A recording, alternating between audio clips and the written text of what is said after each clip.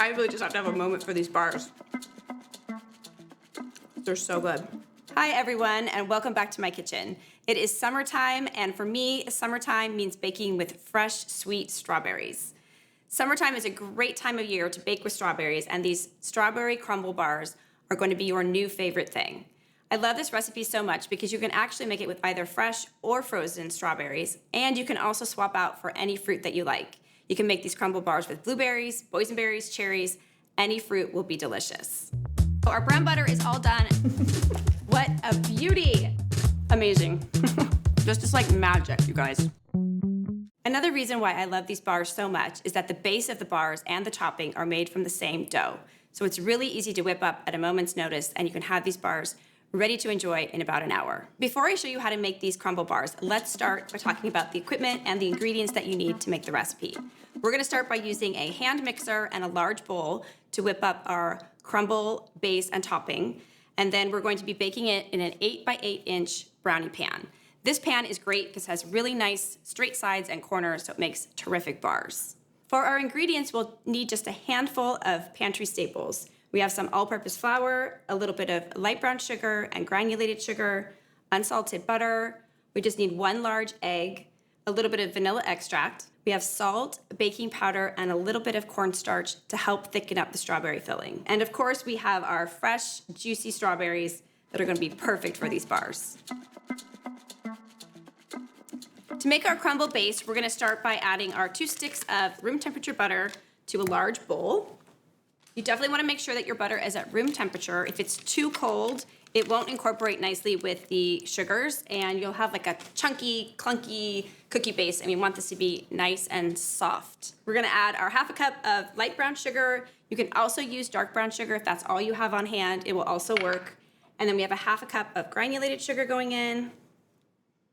And we're gonna mix that together for about 3 minutes on medium speed.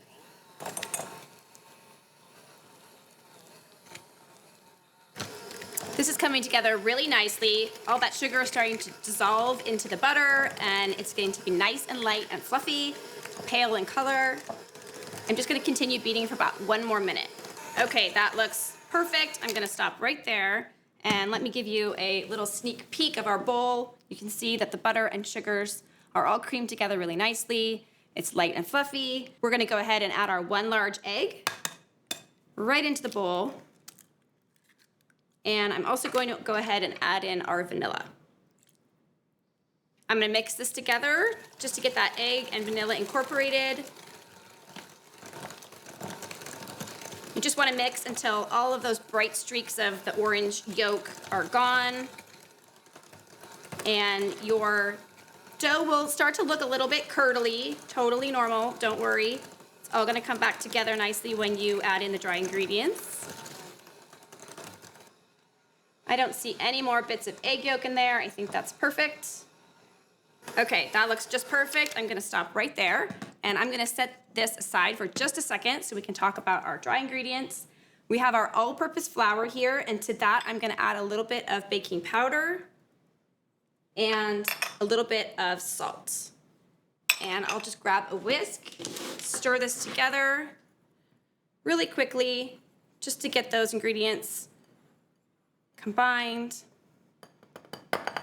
That's perfect. Okay, so we're gonna set this right here, bring our butter and sugar mixture back over, and we're gonna add our dry ingredients in 3 additions to the bowl. So I'm gonna go ahead and pour in about 1/3 of the flour. That looks good. You just eyeball it. We're gonna mix that together on low speed so we can keep all of that flour inside the bowl. And you're gonna stop mixing before all of those bits of flour are fully incorporated. So I'm gonna stop right there, and we're gonna go ahead and add in our second batch of flour. Just reserving a little bit for the end. It's perfect, and we're gonna mix again. Okay, once again, I'm looking to make sure that there are still a little bit of pockets of flour. We're not gonna fully incorporate this just yet. That looks great. You can see that the dough is starting to really thicken up. I'm gonna add the last bit of flour right into the bowl. Come on, all of you. Okay, and we're gonna mix that one last time. making sure that we stay on low speed. If you like, you can also make this crumble dough in a stand mixer. That will work just fine. You just want to keep an eye on the mixer towards the end so that you do not over mix your dough. So as you can see, my dough is starting to get a little bit more crumbly now. It's kind of in little bite-sized bits. So I'm going to keep mixing. Whoop. I'm going to keep mixing on low speed until we get all of that flour incorporated and we don't have any pockets of flour. Okay, this looks perfect. Whoop, there it goes, right out of the bowl. Woo! Okay, so let's take a look at this dough. You can see that it's nice and firm. It's not really sticky at all, which is great. You can handle it and it won't stick to your hands, but it's still nice and moist, and I've got all of that flour incorporated really nicely, but you can see you can handle the dough really well. So you can see that there aren't any more pockets of flour anywhere, and it's like a little bit crumbly, but dry enough to handle. This is perfect. We're gonna go ahead and get this into our 8x8 inch baking pan and off to the oven. We have our 8x8 inch baking pan, and we're gonna go ahead and line it with parchment paper so that when we are ready to pull the bars out of the pan, it will be easy breezy. So I'm just gonna take a large piece of parchment paper, and you can measure if you'd like, or you can turn your pan over and use a pen to guide you, but I'm just gonna eyeball it today. It doesn't need to be perfect. Okay, we're just gonna slide that down into the bottom.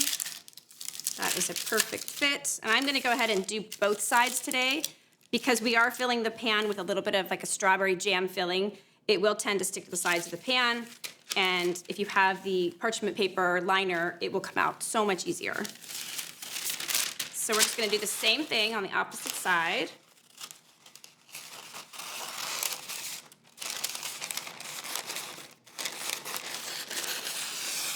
Again, no need to be perfect with perfectly straight lines. You're gonna set this right down on top of the other piece, and that looks great. It's moving around a little bit, so I'm actually gonna give it a little spray of nonstick baking spray first. And that way it'll stay in there nice and tight.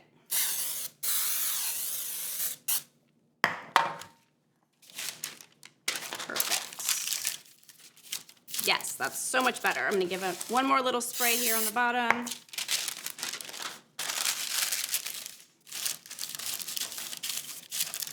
Perfect. Now I do wanna secure the edges of the parchment paper down a little bit more so that they don't blow on top of the bars while they're baking in the oven. So I'm just gonna fold the side of the parchment over the pan and secure it with a binder clip. This is my favorite trick for making any kind of bars, brownies, cookie bars. These little binder clips definitely come in handy. Okay, our pan is all ready to go, and we're going to spread some of our cookie base into the bottom and bake it off, and then we're gonna make our strawberry filling. So to start, I'm going to actually reserve about 2 cups of our crumble base off to the side, and we're gonna use that later on for the top of the bars. So I'm just gonna eyeball this, but you want about 2 cups loosely packed. You don't need to pack it in there. Just wanna have it loosely packed, and we're gonna set that aside. Okay, so there's my extra dough for later. I'm gonna set that aside. And then we're gonna go ahead and transfer this dough right into our prepared pan. Whoop. And this is the fun part.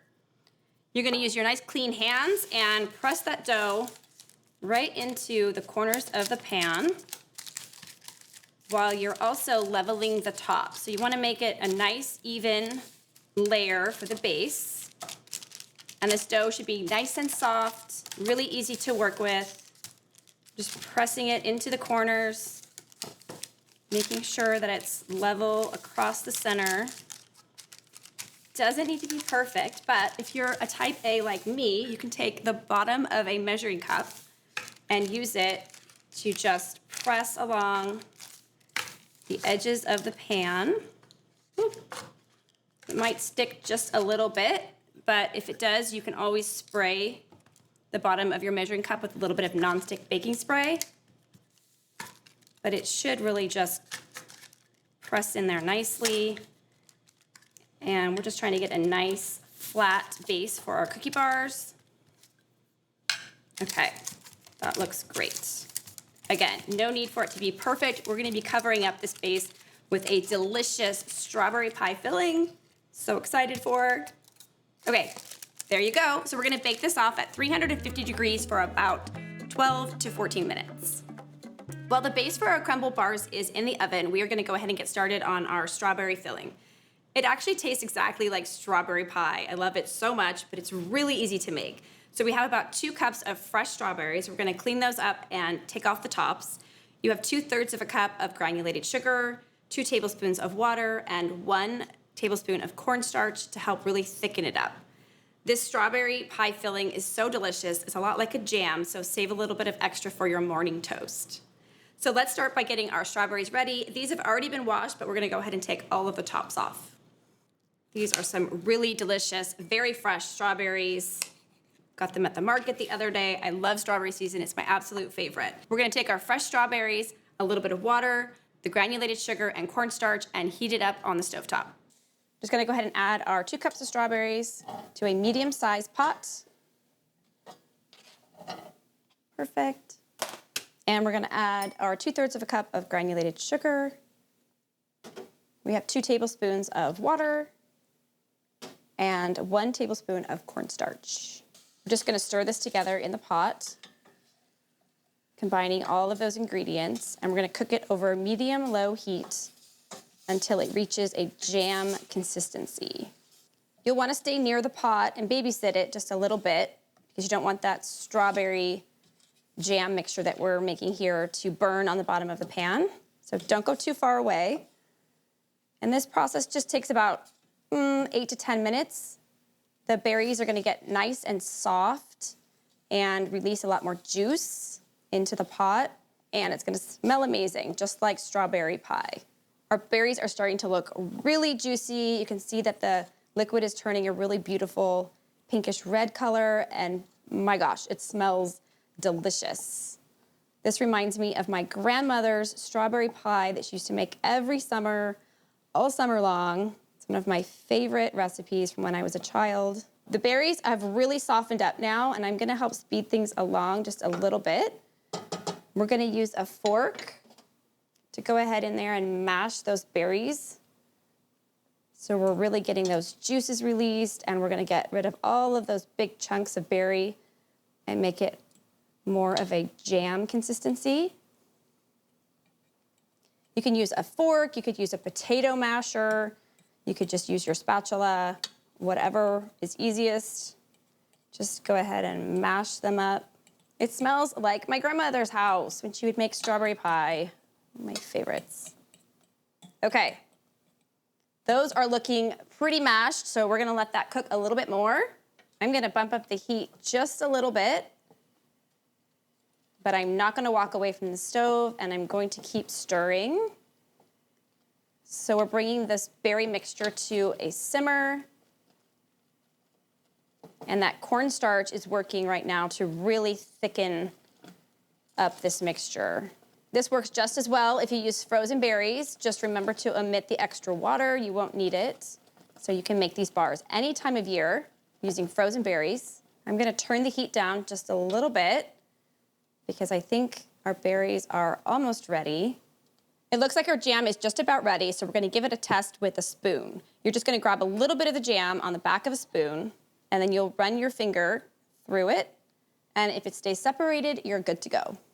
Our strawberries have passed the spoon test, so we're gonna take it off the stove and let it cool slightly before adding it to the base of our crumble bars. Okay, our crumble base is all baked. It's nice and golden brown on the edges, a little bit puffed up in the center, which is perfectly normal. We're gonna let that cool for about 20 minutes, and then we're gonna add our strawberry filling and a little bit more crumble on top, and then we'll send it back to the oven for a final bake. The base of our crumble has cooled down for about 20 minutes, so it's time to add our strawberry filling. The strawberry filling has also cooled down, and it's nice and thick a lot like a strawberry pie filling, and it smells really delicious. All right, so we're gonna pour this right over the top.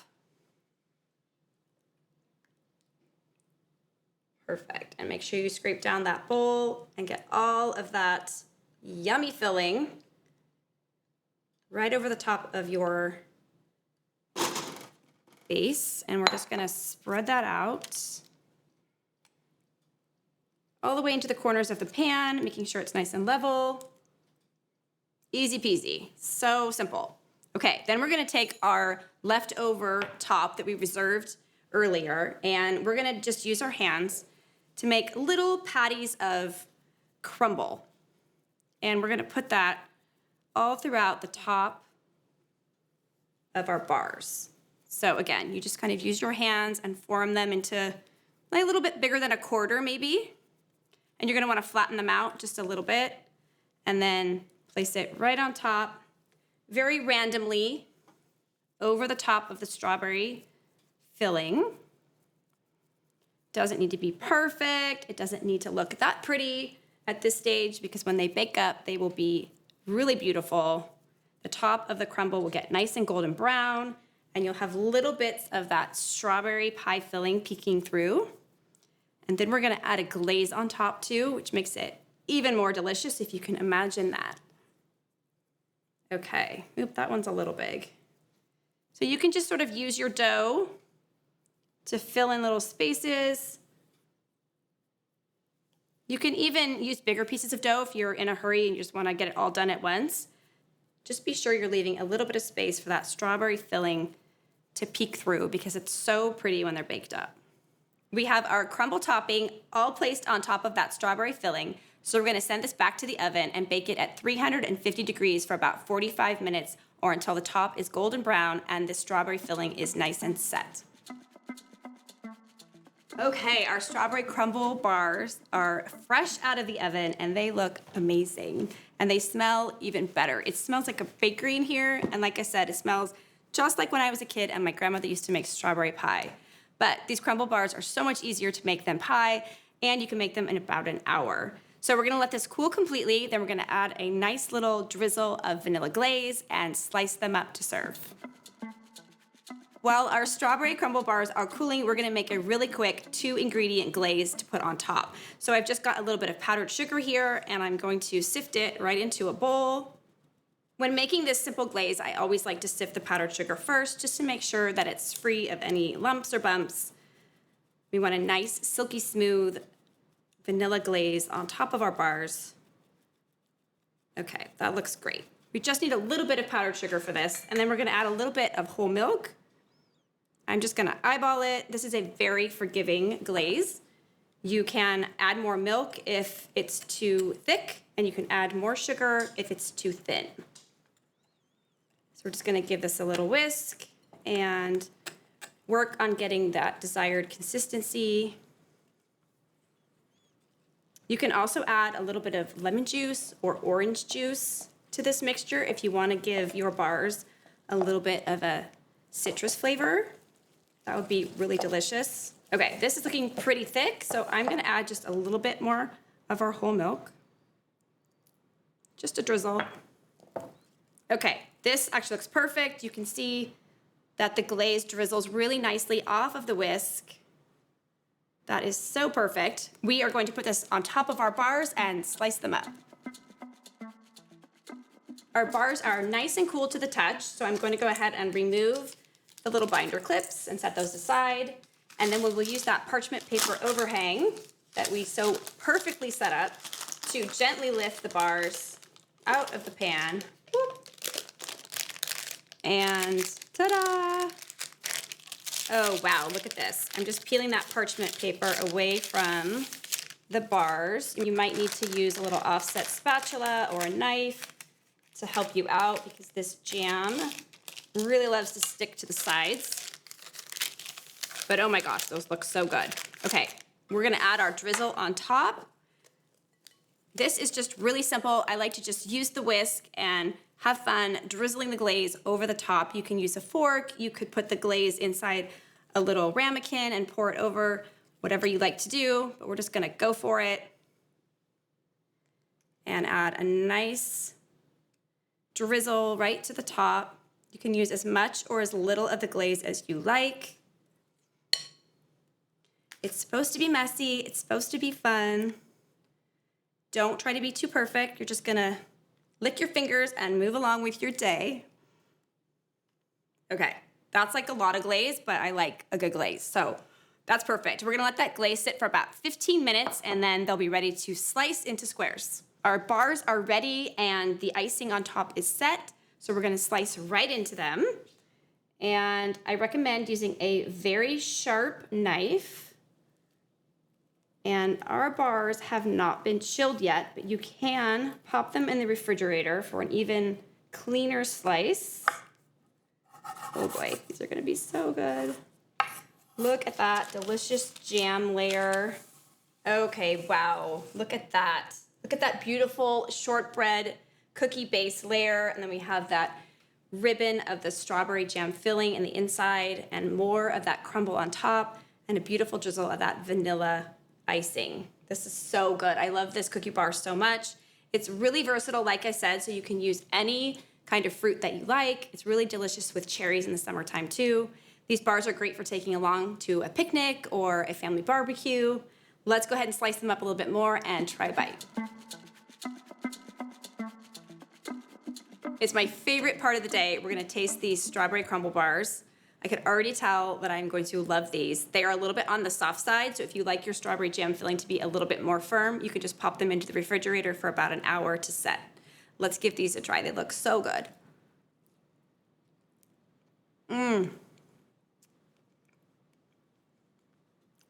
Yes. I really just have to have a moment for these bars. They're so good. Oh my gosh, these really are so good. Just look at that buttery shortbread layer. It's so nice and thick, but it's soft and tender.